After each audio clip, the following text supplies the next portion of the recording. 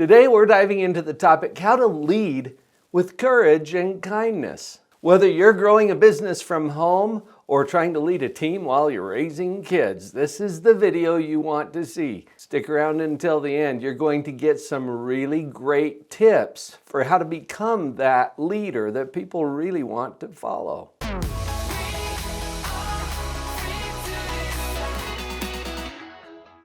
Let's start with a quote from a movie that maybe you've seen, Cinderella. And I mean the live action, not the animated old Disney film. The live action one, where at the beginning of the movie, Cinderella's mother, before she passed away, gave her some really sagely advice.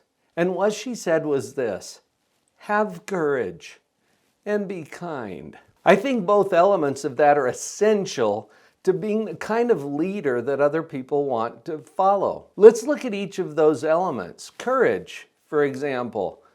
Courage implies fear. I was listening to an audio version of 10x is Easier Than 2x by Ben Hardy and Dan Sullivan. And they made this point in the book. What's the difference between courage and confidence? Confidence feels good.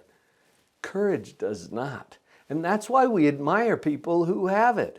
It implies fear. When you feel the fear, when you feel stretched, like you're out of your element a little bit, that's an opportunity to exercise courage. Courage means moving forward with purpose, even when it's hard, maybe especially when it's hard. Anybody can show up when it's easy. Courage implies that you're ready to do the hard things. Another book that I really like is Feel the Fear and Do It Anyway by Dr. Susan Jeffers. The title alone tells you everything that you need to know about courage. And what about that other piece, the kindness? Kindness means showing up with empathy and love for yourself and for everyone around you. Assume that every human you meet is having some struggles, some difficulties, hard things. You're going to be right if you assume that. Approach everyone with the kind of kindness that you hope to receive from others. These are not trite, fluffy traits that we can just gloss over. They are solid leadership skills, and I think that they're essential for leading your team and raising your kids. Now think about this for just a minute, and I would love to know what you think about this. Which one's harder for you? Kindness for yourself or the courage to show up and do the things that scare you in your leadership position? Put it in the comments. Share what you're thinking. I'll bet you're not alone. Now, I brushed over something a moment ago that probably needs a little more attention. It has to do with self-kindness, the compassion and empathy that you can feel for other humans. What if you were to apply that right here at home with yourself? You can't pour from an empty cup. So as a leader, taking good care of you first is going to be essential to showing up in the way that you want to for your team. This includes managing your energy. And by the way, some people talk about time management. I don't know how you do that. How do you manage time? Can you save it? Where would you keep it? What you can do is manage your energy and how you spend your time and your precious life energy. I like to think of self-care as doing those things that are energy rich, that elevate you and put you in a position to really show up in the ways that are going to benefit everyone around you. Enough already with the guilt and shame that maybe we were raised with or programmed with as kids. Taking care of yourself is not selfish, it's strategic. And I think we toss around that word selfish a little too much. I think there's a benevolent power in self-interest. Just recently I was driving on the freeway. Think about this. Hundreds, thousands of cars going 70, 75 miles an hour. How is that even safe? Can I be safe because everybody else is thinking about me?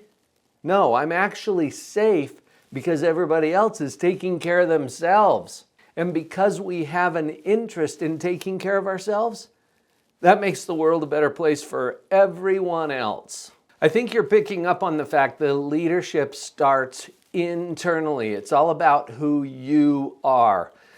I've got a lot of other videos here on the channel about positive parenting. And the number one product of positive parenting is the parent. Parenting is the number one personal development program on the planet. And I think other elements of leadership are as well, because it shows you yourself more clearly than you ever really wanted to see yourself. How you show up matters. Going back to our idea of courage, the things that are required to be successful in a home-based business, in a direct sales organization, in a company or corporation, sometimes require a stretch to get out of our comfort zone, to do things that don't feel pleasant. That's why courage is so important.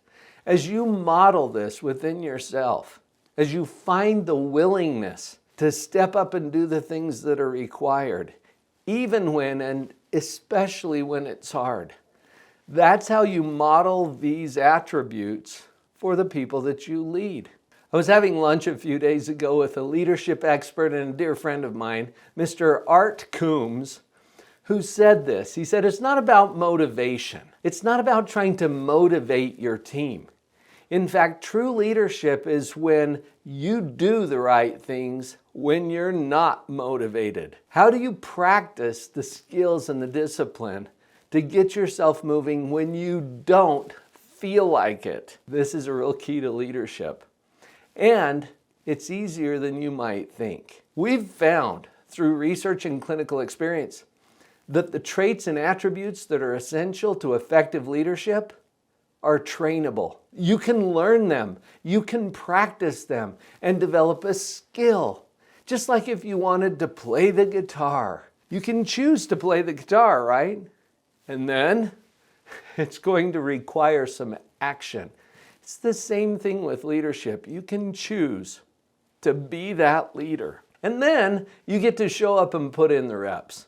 Are you ready to do that? Is it time for you to step into that next level of your leadership? I've queued up another video for you. It's called How to Become a Life Coach and Get Paid. Now, you may not be thinking about yourself as a life coach. This video, however, will show you some of the principles that will help to put you into that leadership position. Go watch that one next. I'll see you over there.